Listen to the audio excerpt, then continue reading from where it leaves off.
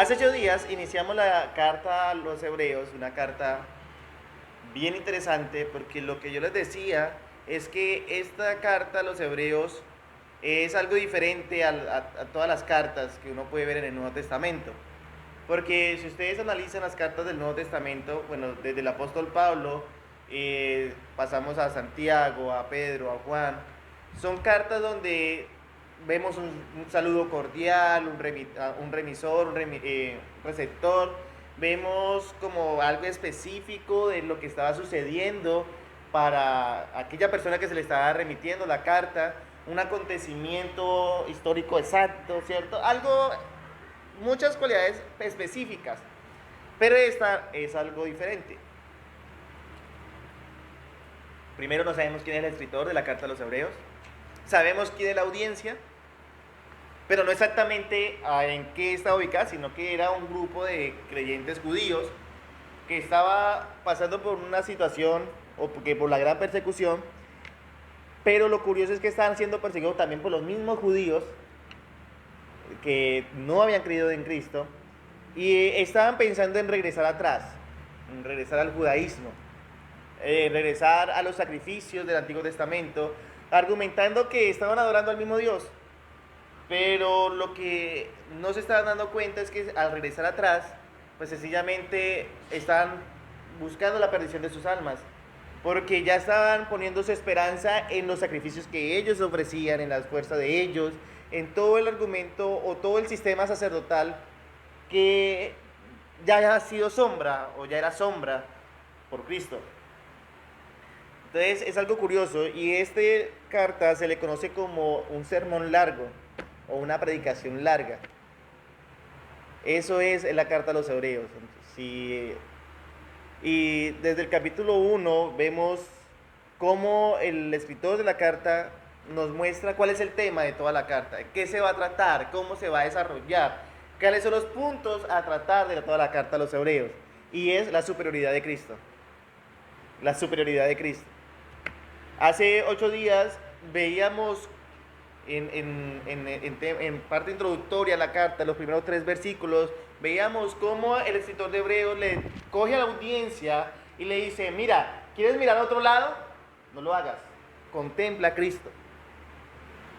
Contempla a Cristo. ¿Por qué? Y le da unos argumentos tan bellos. Primero porque él, ¿qué era? La consumación de qué? De la palabra de Dios.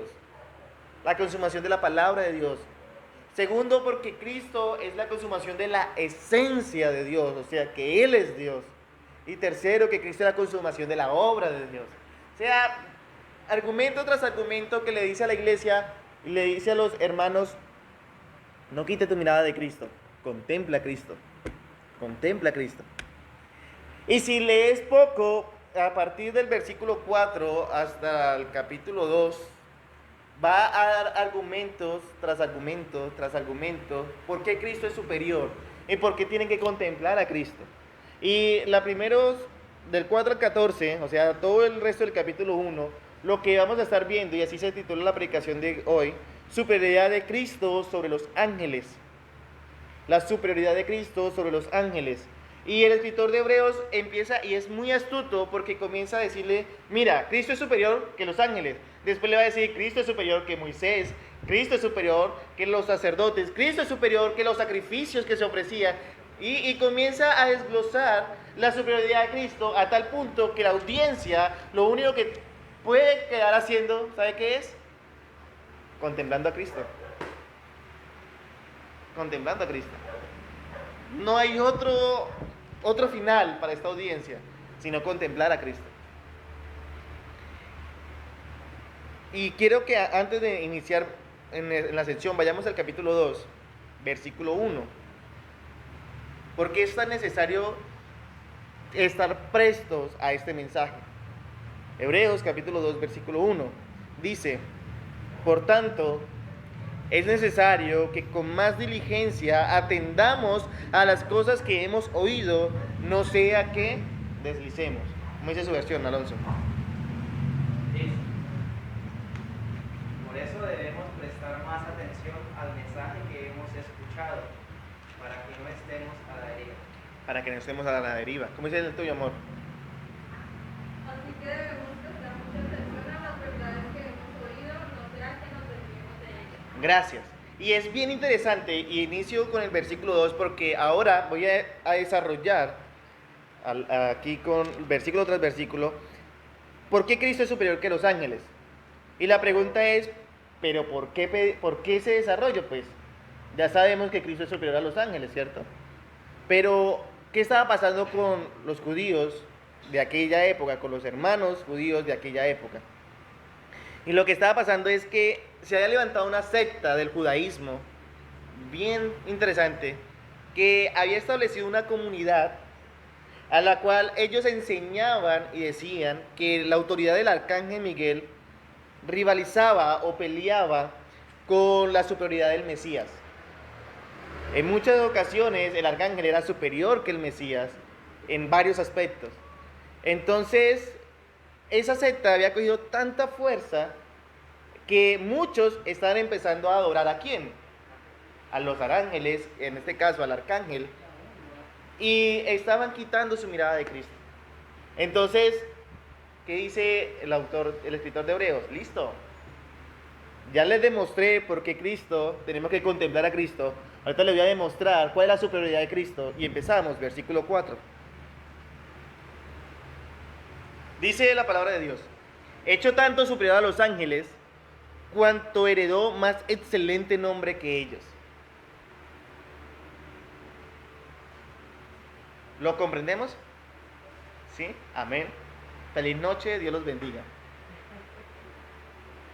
Este versículo es el puente de los primeros 3 versículos con lo que sigue del texto. ¿Por qué razón? Y es interesante porque dice, hecho tanto superior a los ángeles. Aquí está hablando o está haciendo referencia a un cambio de estado, no a un cambio de esencia. Me explico. Acordémonos que Cristo, antes de ser encarnado, Él es Dios, ¿cierto? Y estaba como exaltado. Pero cuando se encarna, lo conocemos como un estado de ¿qué? De humillación. Y en ese estado o en esa encarnación se hizo un poco menor que ¿qué? Que los ángeles. Claro, estaba en este cuerpo, tenía, bueno, no en el mío, en cuerpo humano, tenía las debilidades del cuerpo humano, todo lo que podía sentir, pero sin pecado, acordémonos. Entonces, se le hace un poco menor que los ángeles. Pero lo interesante es que dice por un poco de tiempo. ¿Por qué? Porque el autor lo que está haciendo es, mire, versículo 3, cuando terminando dice, habiendo efectuado la purificación de nuestros pecados por medio de sí mismo, ¿ahora qué hace? Se sentó a la diestra de la majestad en las alturas, hecho, por eso le decía que era el puente, hecho tanto superior que los ángeles. Vuelvo y repito, Cristo estuvo un poco menor que los ángeles, pero su obra perfecta en la cruz del Calvario, ¿qué hace nuevamente el Padre? Lo exalta y lo coloca nuevamente como superior a los ángeles. Superior a los ángeles. ¿Por qué razón? ¿Qué ángel efectuó la purificación de nuestros pecados? Ninguno. ¿Qué ángel recibió toda la ira de Dios? Ninguno. Por tal razón, dice, listo, él estuvo menor que los ángeles, pero cuando completa su obra, es nuevamente hecho superior a los ángeles. Y es hecho superior a los ángeles en un primer aspecto que lo coloca aquí, y dice que su nombre es excelente o por encima de todos los ángeles. Versículo 4. Hecho tanto superior a los ángeles cuanto heredó más excelente nombre que ellos. Uno puede decir, pero ¿por qué? Si es Jesús, en la época de él era un hombre corriente, común, ¿cómo así que heredó un más excelente nombre que ellos? Conocían al arcángel Miguel, conocían a Gabriel, y lo leemos en la Sagrada Escritura que ellos hacen su manifestación. ¿Por qué dicen que Cristo heredó un excelente nombre más que ellos? Pues sencillo, por la obra que hizo. Y es tanto así que el mismo Dios le dio un nombre que es sobre todo nombre. Si ustedes tienen presente, cada vez que yo oro, o cuando voy a mandar a orar, siempre doy un pasaje bíblico y quiero que vayamos allá. Filipenses capítulo 2.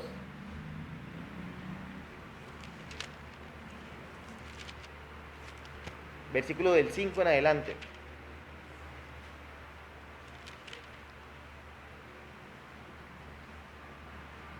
Dice la palabra de Dios: haya pues en vosotros este sentir que hubo también en Cristo Jesús, el cual siendo en forma de Dios no estimó el ser igual a Dios como cosa que aferrarse, sino que se despojó a sí mismo, tomando forma de siervo, hecho semejante a los hombres, y estando en la condición de hombre se humilló a sí mismo, haciéndose obediente hasta la muerte y muerte de cruz. Listo, hasta ahí vemos la obra, la estudiamos hace 8 días, la purificación de nuestros pecados, todo lo que hizo Cristo. Ahora, por lo cual Dios también le exaltó hasta los sumos y le dio un nombre que es sobre todo nombre. Heredó un excelente nombre más que cualquiera. ¿Pero por qué? ¿Qué tiene de especial? Pues sencillamente, para que en el nombre de Jesús se doble toda rodilla de los que están arriba en el cielo y en la tierra y debajo de la tierra, y toda lengua confiese que Jesucristo es el Señor, para gloria de Dios Padre. ¿Qué era lo excelente o por qué dice que cuanto heredó más excelente nombre que ellos? Pues sencillamente al único nombre al cual es digno y nos manda la Escritura que debemos que adorar es ¿a quién? El nombre de Jesús.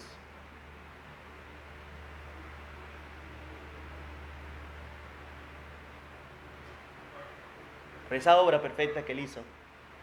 Ahora el Padre dice, mire, solo en el nombre de Jesús se debe que adorar. O se debe que adorar. Ningún otro nombre. Solo en Jesús se doblará toda rodilla. Y en Jesús adorará toda lengua su nombre. Por eso es más excelente que cualquiera de ellos. Y si recordamos un poco, a través de la Escritura, díganme un versículo, ustedes que son bien estudiosos de la Biblia, en el cual mande adorar el nombre de un ángel.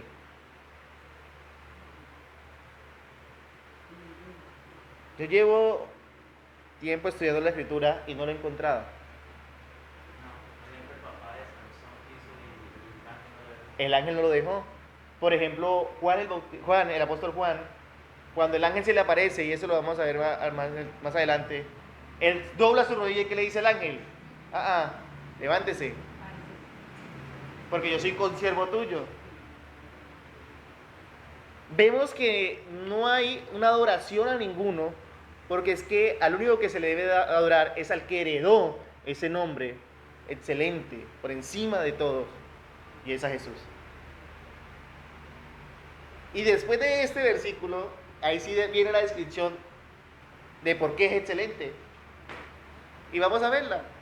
Versículo 5. Porque ¿a cuál de los ángeles dijo Dios jamás? Mi hijo eres tú, yo te he engendrado hoy. Y otra vez, yo seré a él padre y él será a mí hijo. Estos son 2 versículos que coge el escritor de Hebreos del Antiguo Testamento. Y vamos a verlos un poco.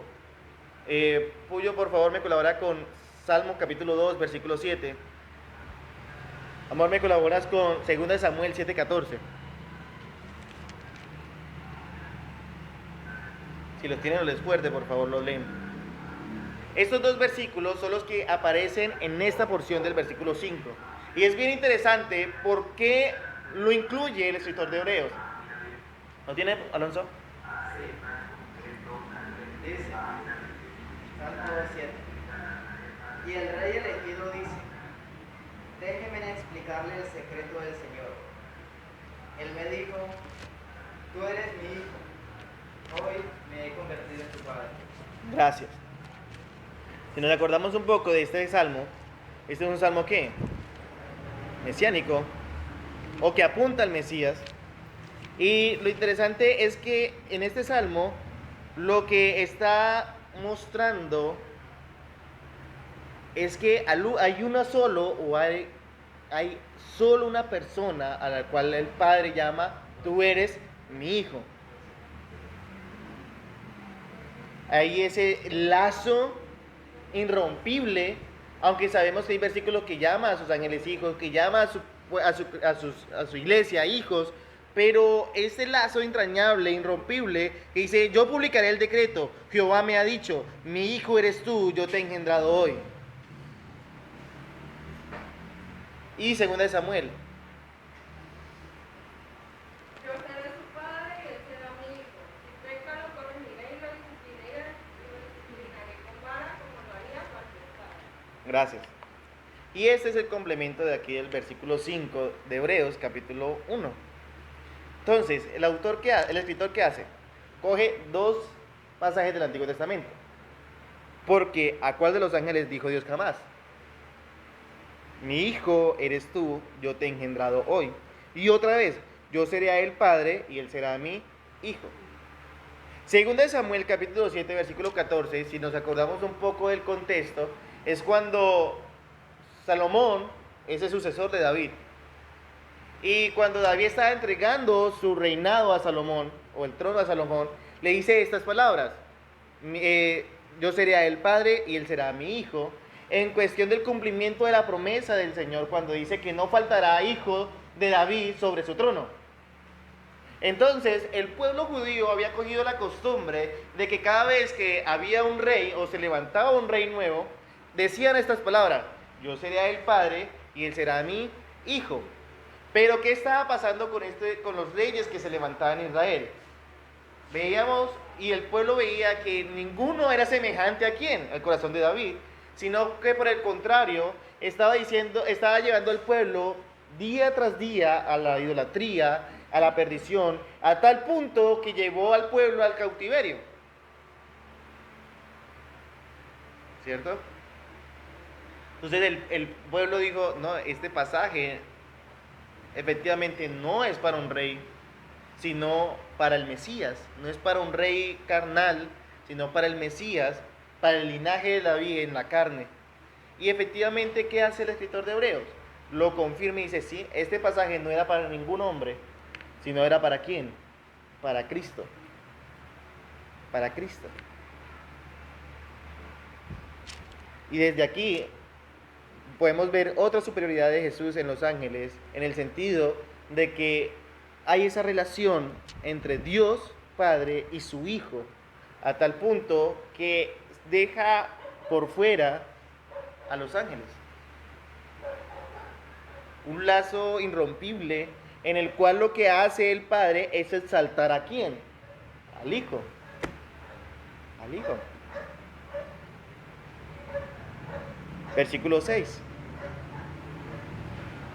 Y otra vez, cuando introduce al primogénito en el mundo, dice, adórenle todos los ángeles de Dios.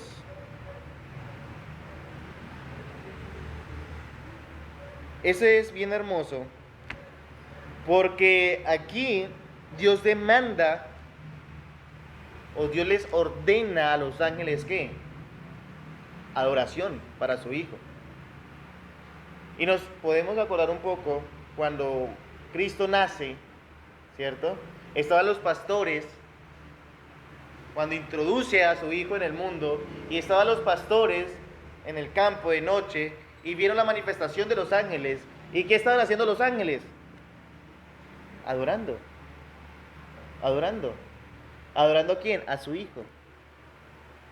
¿Y qué le dicen los ángeles a los pastores? Vayan y adórenle. Es algo tan hermoso que el Padre lo que hace es decirle a los ángeles, adórenlo. O sea, demanda una adoración de los ángeles para Cristo. Y aún así, estos hermanos hebreos estaban queriendo cambiar a Cristo por los ángeles. ¿Qué le dice el escritor? No, no lo hagan. Porque mire, es que el mismo Padre demanda adoración para Él. No hay una demanda de adoración para los ángeles. No la hay. No hay un versículo donde el Padre diga, adoren a tal. No, pero sí hay pasajes, y vamos a ver, que el Padre dice, vean, adoren a mi Hijo. Y recién, el versículo 6 es bien maravilloso porque dice, cuando introduce, o sea, cuando cumplido el tiempo de Cristo, llega a la tierra, ¿qué le manda a los ángeles que hagan? Adórenlo. Adórenlo.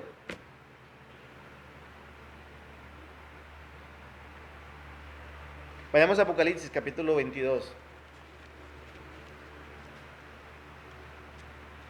Apocalipsis capítulo 22. Versículo 8 y 9.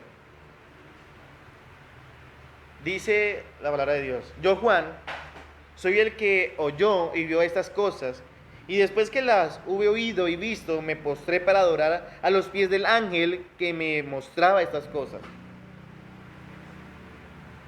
Si lo dejamos ahí, es válida la adoración a los ángeles. Pero estamos viendo que el versículo 6 de Hebreos 1 está diciendo, vean, al único que hay que adorar es a mi Hijo. Y ustedes, ángeles, adoren ¿a quién? A mi Hijo. ¿Cierto? Versículo 9. Pero él me dijo, y aquí lo interesante, mira, no lo hagas, porque yo soy consiervo tuyo y de tus hermanos los profetas y los que guardan las palabras de este libro. Adora ¿a quién? A Dios. El mismo ángel que le está dando toda esa visión al apóstol Juan, ni siquiera le exige adoración para él. Sino que cuando Juan fue a darle esa adoración a él, ¿el qué hace? Espere porque es que yo soy un consiervo tuyo, yo vengo a servirte. Y en el versículo 14 de Hebreos 1 dice, es que ellos están para servir a los que van a heredar la vida eterna. Y es lo que le está confirmando aquí. No, yo soy siervo tuyo, y no solamente tuyo, sino de todos los profetas, de todos los que sirven al Señor. Yo les sirvo. Pero al único que hay que adorar es ¿a quién? A Dios. ¿Y Dios qué dice? Adoren ¿a quién? A mi Hijo. Vamos a Hebreos.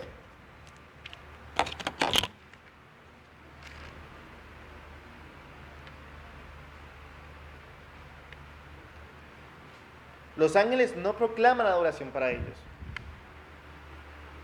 Y no vas a encontrar un versículo bíblico donde lo encuentres. Por eso Cristo es superior a los ángeles, porque la adoración está ¿para quién? Para Cristo. Porque el Padre demanda adoración para el Hijo. Pero si quieres ponerlo más interesante aún, el Hijo demanda adoración para Él como si fuera para el Padre. No solamente el Padre dice, adoren a mi Hijo, sino que el Hijo dice, adórenme a mí, como si estuvieran adorando al Padre, o de la misma manera que al Padre. ¿Qué ángel ha hecho eso? Ninguno. Acabamos de ver que lo que hizo este ángel que le estaba dando toda la visión a Juan fue decirle, levántese y adore solo a Dios. Pero el Hijo sí demanda adoración para Él. Porque acordémonos que en el versículo 3 dice que Él es la esencia misma de su sustancia. ¿Pero dónde lo dice? Que Él demanda adoración para Él. Vayamos a San Juan capítulo 5. Voy a ponerlos en contexto rápidamente de San Juan capítulo 5. Estaba sucediendo que Jesús sana a un paralítico el día de reposo. Y pues estaban todos los judíos y estaban los fariseos de la época y no les gustó porque sanó en el día de reposo y estaba buscando la forma de cómo atraparle para matarle. Y estaban en ese coge-coge cuando llegamos al versículo 15 en adelante de San Juan capítulo 5. Dice la palabra de Dios, el hombre se fue y dio aviso a los judíos que Jesús era el que había sanado. Y por esta causa los judíos perseguían a Jesús y procuraban matarle porque hacía estas cosas en el día de reposo. Y Jesús le respondió, mi Padre hasta ahora trabaja y yo trabajo. Pero estos los judíos aún más procuraban matarle porque no solo quebrantaba el día de reposo, sino que también decía que Dios era su propio Padre, haciéndose igual a Dios. Aquí lo interesante es que los judíos, los enemigos de Cristo, comprendieron lo que muchos cristianos de hoy en día no comprenden. y se llaman ser hijos de Dios. Y es que Jesucristo es Dios. Pero viene la razón, los argumentos, porque Él dice que Él es Dios. Y aquí el primero es que, versículo 17, mi Padre trabaja, yo trabajo. Hace la misma obra de Dios. Por eso Él demanda adoración para Él. Pero versículo 19, respondiendo entonces Jesús y les dijo, de cierto os digo, no puede el Hijo hacer nada por sí mismo, sino lo que ve hacer al Padre. Porque todo lo que el Padre hace, también lo hace el Hijo igualmente. Jesús demanda adoración para Él porque Él hace las obras ¿de quién? Del Padre. El único que ha visto al Padre es ¿quién? El Hijo. Y Él es la esencia misma ¿de quién? Del Padre. Y hace lo mismo que el Padre. Entonces demanda adoración para Él porque Él es Dios. Pero sigamos a ver si hay más argumentos. Versículo 20. Porque el Padre ama al Hijo y le muestra todas las cosas que Él hace, mayores obras que ésta le mostrará, de modo que todos os maravilléis. Porque como el Padre levanta a los muertos y le da vida, así también el Hijo a los que quiere da vida. Otro argumento. ¿Quién tiene el poder para dar vida? Dios. Pero aquí Cristo está diciendo que Él también tiene el poder, ¿para qué? Para dar vida. O sea que Él es Dios. Entonces, si dice, ustedes me adoran, adórenme. Porque mire, si el Padre lo hace, yo también lo hago. O sea, yo soy Dios. Sigue. Porque el Padre a nadie juzga, sino que todo el juicio dio al Hijo. Aquí es otro argumento bien interesante, porque sabemos que en el día del juicio va a juzgar ¿quién? Dios el Padre. Pero está diciendo al mismo tiempo Cristo que el juicio se lo dio ¿a quién? A Él. O sea que Él también juzgará. O sea que Él también es ¿qué? Dios. Por tal razón, adórele. Pero si le falta, versículo 23, para rematar a los judíos, para que todos honren al Hijo, como, o de igual forma, o de la misma manera, como honran al Padre. El que no honra al Hijo, no honra al Padre que le envió. Aquí lo que está haciendo Cristo con los judíos, o lo que acabó de hacer, es soltarle una bomba de tiempo para ellos. Si procuraban matarlo por sanar en el día de reposo y por decir que Dios es su Padre, haciéndose igual a Dios, aquí lo que hizo fue el estallido completo. ¿Por qué razón? Porque le da argumento tras argumento tras argumento. Yo soy superior, yo soy Dios, yo soy Dios, yo soy Dios, porque yo hago lo que hace mi Padre me dio a conocer todas las obras, yo resucito igual que mi Padre, yo juzgo igual que mi Padre, y si van a honrar a mi Padre, tienen que honrarme a mí, porque si no me honran a mí, no honran a mi Padre.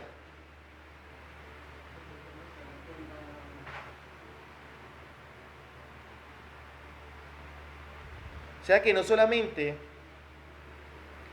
el Padre demanda adoración para el Hijo, no solamente el Padre demanda que los ángeles adoren al Hijo, sino que el Hijo demanda adoración para Él.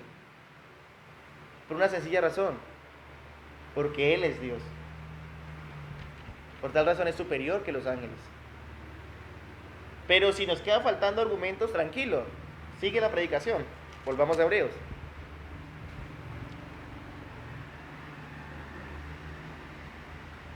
Versículo 7.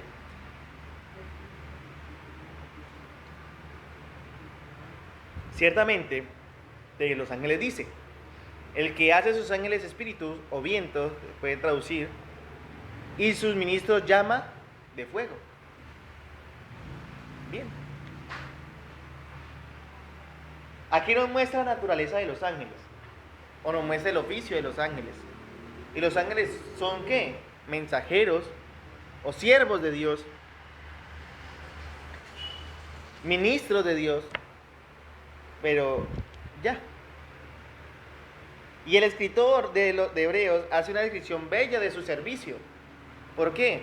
Porque lo que está diciendo es que, mire, los ángeles sirven tan veloces como el viento. Tan veloces como el viento. Bueno, hoy hizo poquito viento aquí en Neiva, ¿no? Pero pues, tan veloces como el viento. Pero no solamente dice que sirven tan veloces como el viento, sino que también está diciendo son tan tenaces como el fuego. Pero aún así, aunque son ministros o mensajeros de Dios, tan veloces como el viento, tan tenaces como el fuego, no demanda adoración para ellos.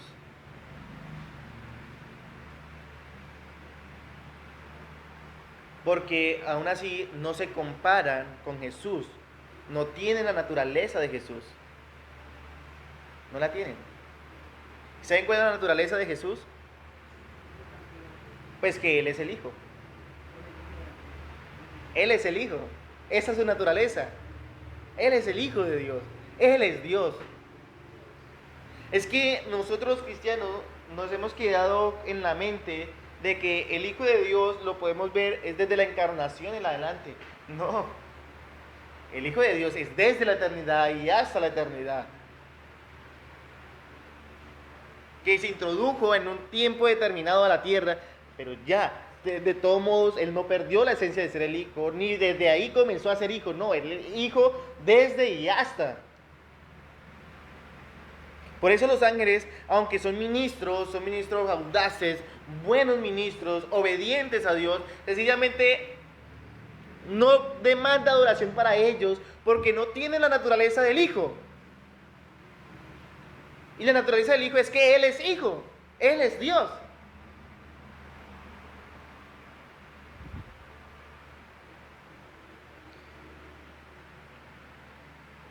Y hay en el credo, hay una declaración tan hermosa de Jesús. Dice: Jesús es Dios de Dios, luz de luz, Dios verdadero de Dios verdadero, engendrado, no creado, de la misma naturaleza del Padre.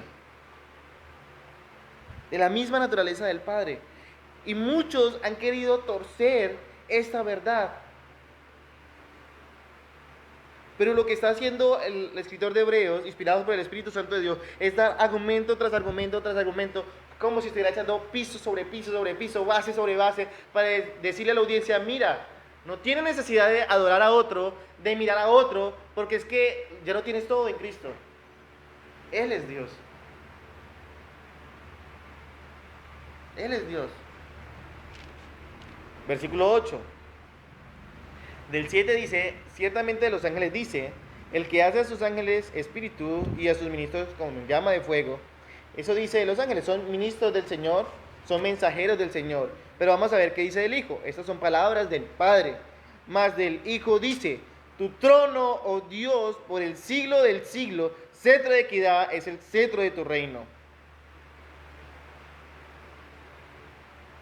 ¿Lo leíste bien? Y vuelvo a leerlo. Más del Hijo dice: tu trono, oh Dios, por el siglo del siglo, cetro de equidad es el cetro de tu reino. No hay forma de torcer este versículo, de cambiarlo, no lo hay. Es más, muchas denominaciones han tratado de quitar esa verdad cuando los que no adoran a Cristo como Dios, pero no han podido con este versículo. ¿Por qué razón? Porque como lo leíste y lo leíste muy bien, el Dios, el Padre, está diciéndole de Dios el Hijo que Él es Dios. Es una declaración máxima, directa. No hay forma de torcer, no hay forma de cambiar. Es más, no necesito ni explicar. De los ángeles dice: sí, ellos son mensajeros míos, claro, son siervos míos, son ministros míos. Pero es que del Hijo dice: Dios, tú eres Dios.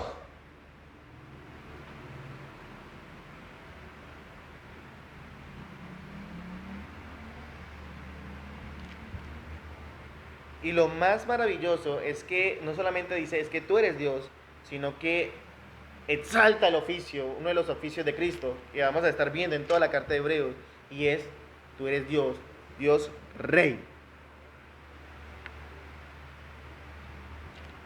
Dios soberano. O sea, al decirle tu trono, oh Dios, por el siglo del siglo, al solo introducirlo en el trono, está declarando Dios que su Hijo Dios tiene su misma esencia, sus mismos atributos, su misma imagen, su mismo dominio sobre todo.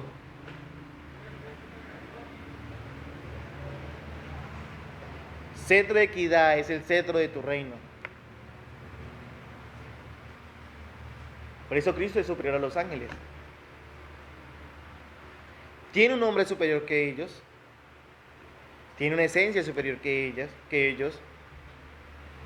El Padre demanda adoración para el Hijo, no para los ángeles. Es superior que los ángeles porque Él es Dios. Él es Dios. Versículo 9. Has amado la justicia, aborrecido la maldad, por lo cual te ungió Dios, el Dios tuyo, con óleo de alegría, más que a tus compañeros. Este versículo 9 es un salmo hermosísimo. Y es un salmo real. No estoy profundizando en los salmos porque tenemos aquí quien predique sobre los salmos. Pero es el Salmo 45, para los que están tomando apuntes. Es el Salmo 45. Y es un salmo real. Es un salmo donde exalta el señorío y la grandeza. Pero era un salmo que se lo estaban entonando a los reyes humanos. Lo mismo como les explicaba hace un momento en 2 Samuel, se le estaban dando una declaración a los reyes humanos. Pero cuando llega a esta verdad, le dice, vea, es que no es para los reyes humanos, sino para ¿quién? Para el Rey de Reyes. Para el cual tu trono, oh Dios, por el siglo del siglo, cetro de equidad, es el cetro de tu reino. Y el escritor de Hebreo toma ese versículo del Salmo 45 y le dice, mire, es que estas palabras era para quién, para Dios, el Hijo.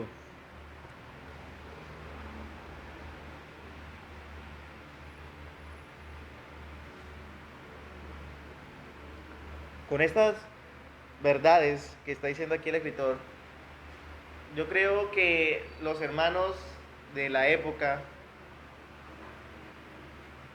no, ya con eso era necesario para no quitar su mirada de Cristo. Y sí, sabemos que los ángeles existen, claro que sí. Y no son como los pintan en las novelas o las películas, con las azulitos, con las alitas así azulitas. No, la Biblia habla de los seres con 6 alas, hace una descripción de ellos, pero hasta ahí. Lo interesante es que por nuestra naturaleza siempre se busca adorar a algo o a alguien. Pero lo que está diciéndole aquí es el escritor a los hermanos, listo, tú quieres adorar a algo o a alguien, bien, no adore a algo ilusorio, algo temporal, algo que puede tener un fin. Tu ancla debe estar anclada en el eterno, el que su reino es por el siglo del siglo.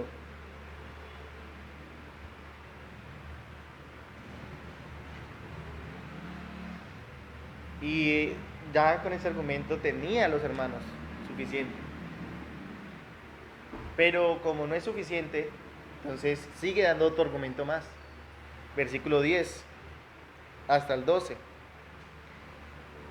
Dice, y tú, oh Señor, en el principio fundaste la tierra, y los cielos son obra de tus manos. Ellos perecen, mas tú permaneces, y todos ellos se envejecerán como vestidura, y como un vestido los envolverás y serán mudados. Pero tú eres el mismo, y tus años no acabarán.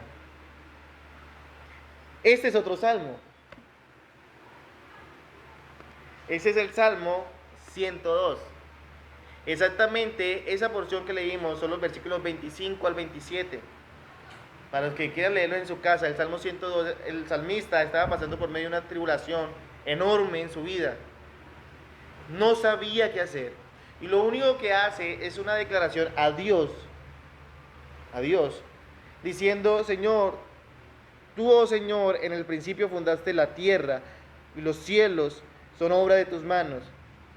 Ellos perecerán, mas tú permaneces, y todos ellos envejecerán como una vestidura.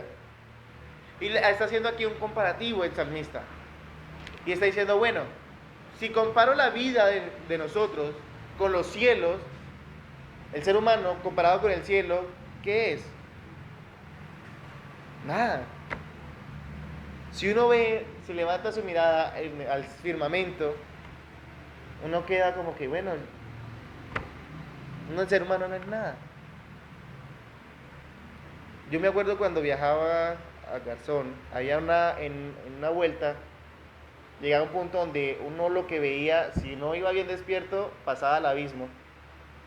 Pero lo que lo sorprendía a uno era una montaña enorme, enorme, que uno, la vista llegaba ahí. Y yo una vez iba con Daniel y le dije yo, definitivamente uno de ser humano no es nada. Simplemente comparándose con una montaña, ¿cierto? Y aquí dice, listo, el ser humano comparado con los cielos no es nada. Pero si comparamos los cielos con el Señor, ¿qué va a pasar? Los cielos no son nada. Ellos perecerán. Ellos perecerán. Aquí el salmista está desgarrando su alma, su vida entera al Señor. Y le está diciendo, mira Señor, tú formaste todo, tú hiciste todo, todo está en tus manos. Es lo que está tratando de decir el salmista en su momento de angustia, de desesperación. Y le hace una declaración tan hermosa que dice, tú formaste todo, tú hiciste todo en el principio, todo es tuyo Señor, todo. Y todo pasará, todo se envejecerá, todo se acabará, mas tú permanecerás. Ahora el escritor de Hebreos toma esta declaración para Dios y se la da ¿a quién? Al Hijo. Al Hijo. Y le está diciendo, tú formaste en el principio la tierra y los cielos son obra de tus manos. ¿Es verdad? Lo vimos hace 8 días que sí es verdad. Dios el Padre creó a través de quién? De su Hijo. O el medio que utilizó fue a su Hijo. Esta declaración que hace el salmista para Dios se la está tomando el escritor de Hebreos para su Hijo. Y está diciendo, al final de cuentas, tú nunca perecerás. Tú siempre serás. O como dice exactamente, tus años no acabarán. Entonces, otro argumento que le da el escritor de Hebreos a estos hermanos es, vean, todo pasará, todo acabará, todo se envejecerá. Uno mira al cielo y uno dice, ¿qué el cielo que va a envejecer? ¿Cierto? Han pasado generación tras generación tras generación y sigue siendo el mismo cielo. ¿Qué se va a envejecer? Pero ¿qué dice? Ellos perecerán, mas tú permaneces. Todos ellos se envejecerán como una vestidura.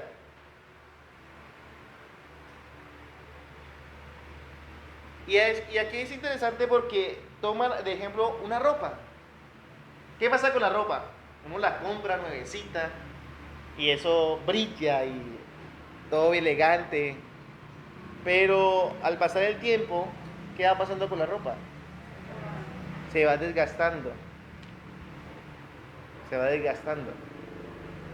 Al punto se descoloriza, se envejece, se rompe. Al punto que ya para uno, ¿qué va a pasar? No sirve. Y lo único que sirve para ser desechada. Dice, listo. Todo lo que vemos y lo que no vemos, todo se envejecerá. Será como vestiduras viejas. Todos. Entonces, si lo que está diciendo el escritor es que, bueno, tú estás poniendo tu confianza en los ángeles, ellos creación de Dios. Yo no puedo decir que ellos se envejecerán o no, porque no me lo dice la Biblia, pero lo que sí me dice es que ellos son creación de Dios.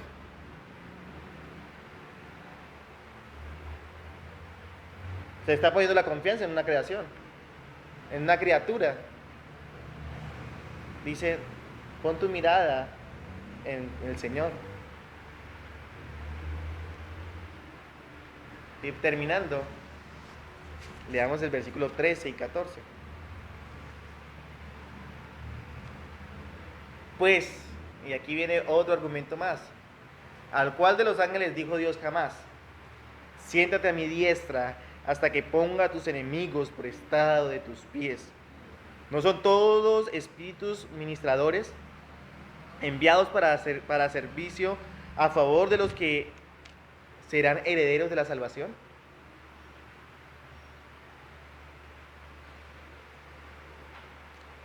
Los ángeles son los más cerca al trono de Dios. Y la Biblia describe que ellos están todo el tiempo cerca del trono adorando al Señor. Que con dos de sus alas tapan su rostro, pero ¿qué hacen? Adoran. Isaías dice que los ángeles daban voces unos a otros diciendo: Santo, Santo, Santo, Jehová de los ejércitos, toda la tierra está llena de su gloria. Podemos ver que hay niveles de ángeles, porque la Biblia lo registra, pero si tú te vas a desgastar tu vida estudiando eso, déjame decirte que estás perdiendo el tiempo. Estás mirando simplemente la sombra,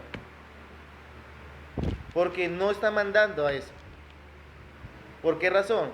Porque aquí presenta otro argumento muy fuerte para decir: vean, no adoren a los ángeles. Y el argumento es: pues, ¿a cuál de los ángeles dijo Dios jamás: siéntate a mi diestra hasta que ponga a tus enemigos por estrado de tus pies? Aunque ellos son los más cerca, aunque ellos son los siervos del Señor, aunque ellos son los enviados del Señor, los ministros del Señor también, aunque son los mensajeros de Dios, están todo el tiempo adorando a Dios, a ninguno le va a decir: siéntate a mi diestra. A ninguno. Esta frase, cuando dice siéntate a mi diestra, uno por lo general lo toma, o cuando uno dice esta es mi mano derecha, es por una persona de confianza, de ayuda, ¿cierto? De que uno puede contar con esa persona en cualquier momento. Pero cuando lo utilizan aquí en términos de diestra, está poniéndolo en un sentido de honor, de honra. Al decir siéntate a mi diestra, lo que está diciendo es: mi honra y mi gloria la comparto o es contigo. La misma gloria que es para mí es para contigo. Es lo que está diciendo aquí el Señor. Entonces dice: ¿a cuál ángel dijo Dios jamás: siéntate a mi diestra? O comparte mi gloria contigo. No. O como me glorifican a mí, te deben glorificar a ti. A ninguno. Y hemos estado demostrando una y otra vez que no. Solo a uno. Y su nombre es Jesús. Jesús se humilló a sí mismo. Vino y vivió una vida como la nuestra, pero sin pecado. Y no solamente vivió esa vida sin pecado, sino que Él llevó nuestros pecados a la cruz. No solamente llevó nuestros pecados a la cruz, sino que Él fue nuestro sustituto para con el Padre. No fue un sustituto, fue el sustituto para con el Padre. Para que el Padre nos pudiera perdonar y dar una nueva vida en Él. Su obra terminó cuando exclama en la cruz: consumado es. No fue un grito de derrota, sino fue un grito de gloria, de honra, de todo lo hecho perfecto. Ya todo está terminado.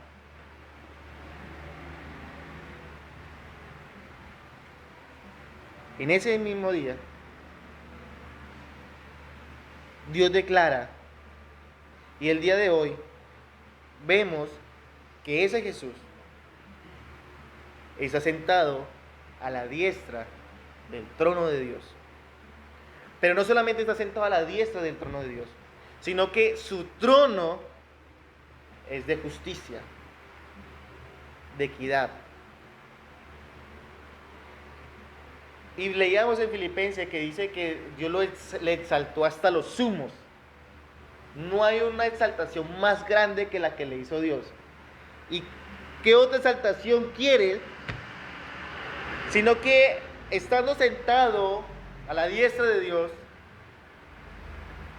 el Padre le dice: descansa hasta que yo coloque a todos tus enemigos por estrado de tus pies. Los cadáveres de los enemigos de Dios son el reposadero de los pies de Cristo.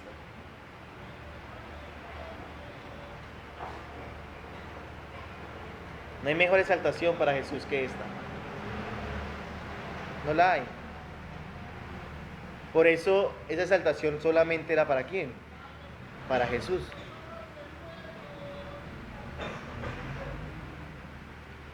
Versículo 14. ¿No son todos espíritus ministradores enviados para servir a favor de los que serán herederos de la salvación? Y termina el escritor de Hebreos con esa pregunta. Listo, ¿tú quieres adorar a los ángeles? No encuentro lógica en eso. Porque simplemente los ángeles, ¿qué son? Siervos, espíritus, siervos.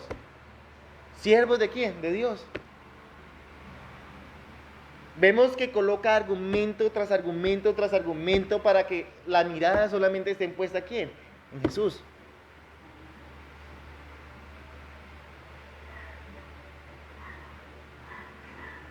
Si alguna vez has pensado quitar la mirada en Jesús, arrepiéntate. Arrepiéntate. Lo interesante aquí es que dice, ellos están puestos para servir a los que van a heredar la salvación, a los que serán herederos de la salvación. No quiere decir que no seamos salvos, ya, sino que acordémonos que nosotros tenemos, pero aún no. Somos, pero aún falta. Ya somos salvos, pero aún falta. ¿Qué? Pues que Cristo venga y nos glorifique, nos perfeccione con Él.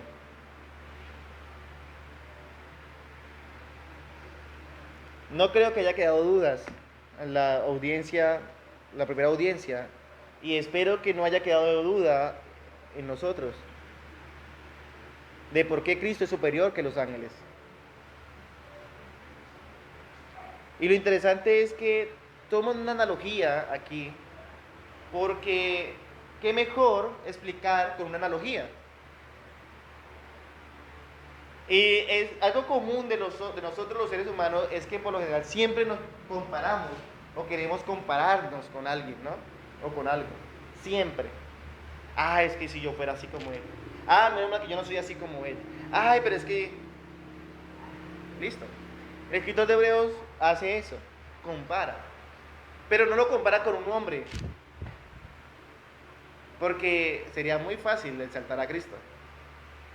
Lo compara con algo superior a los hombres, que son los ángeles.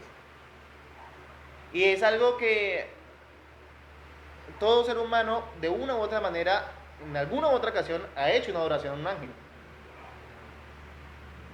En alguna etapa de su vida. En algo tan sencillo como la oración del ángel de mi guardia. ¿Sí? No, tranquilo, no estoy juzgando, yo no soy nadie para juzgar, sino que estoy diciendo que de alguna u otra manera siempre como que el ser humano pone su mirada en algo sobrenatural y creen que los ángeles es lo máximo. Y estaba pasando aquí con la audiencia, con los hermanos hebreos, estaba pasando. Acordémonos que estaba pasando con la secta, que estaba diciendo que el arcángel Miguel tenía mayor privilegio que el mismo Mesías. Y lo que se hace aquí es, listo, comparémoslos con los ángeles, a ver quién gana. Y vemos que Cristo es infinitamente superior que todos los ángeles. Que todos los ángeles. ¿Por qué razón? Porque ninguno de los ángeles tiene la esencia del Hijo. Y la esencia del Hijo es que Él es El Hijo, Dios. Para que no se nos olvide, versículo 3 de Hebreos 1, el cual, siendo el resplandor de su gloria y la imagen misma de su sustancia, Él es la esencia del Hijo. Ninguno la puede tener, ninguno. Por eso, a ninguno Dios le dijo jamás, mi hijo eres tú. Por eso a ninguno Dios le dijo jamás, yo seré a él padre y él será a mí hijo.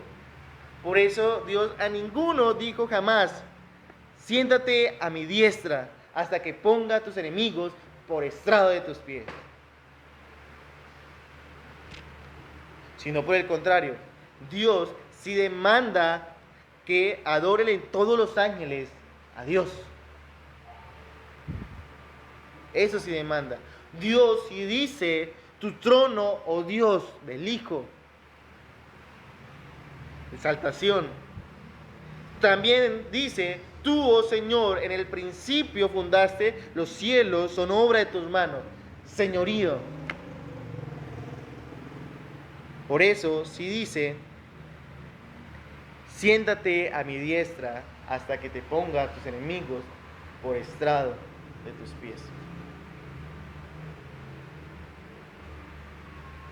Por eso hace esta comparación con los ángeles. Primero para atacar una falsa enseñanza que se estaba levantando en la época. Pero también nos sirve a nosotros para mirar la superioridad de Cristo. Si te quedó alguna duda de la superioridad de Cristo, no te preocupes. El domingo seguimos desarrollando la superioridad de Cristo. Y la seguimos desarrollando también en sentido de los ángeles. Todavía no ha acabado. Que es como inicia el capítulo 2. Si nos faltan más argumentos. Lo que sí es cierto y lo que debe quedarse siempre en nosotros es que el Hijo es superior. Cristo es superior. Por eso yo le decía hace 8 días que todo el libro se va a tratar de la superioridad de Cristo. De la superioridad de Cristo. Y hoy vimos un poco de su oficio como rey, pero su superioridad hacia los ángeles. Os digo, si quedó alguna duda, no se pierdan el domingo 9 de la mañana, que vamos a estar siguiendo, aclarando un poco más de la superioridad de Cristo.